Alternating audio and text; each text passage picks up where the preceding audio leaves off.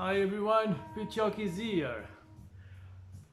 After all these years working with wood and tools and so, I figured out why I get the end of the day with so many injuries in my arms, hands, fingers and so. And today I realize one curious thing. The main cause of these injuries are clamps. Believe me. Look at this.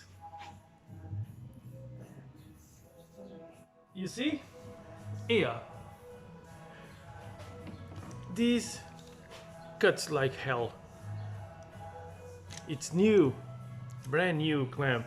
It cuts like hell. So the solution is go to the grinder or the belt sander and here and trim this. I never figure out why my hands are so scratched and so many injuries. And this is so simple. Look at this. If you clamp, when you unclamp, you come here and the hand scratch there with this bird here. Damn it.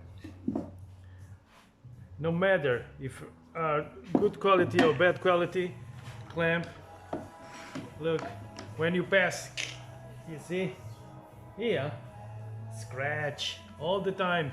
So the solution is round this tip here, round all of them.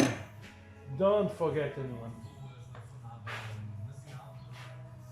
Okay, I hope this can avoid some problems in the future. Okay, stay safe.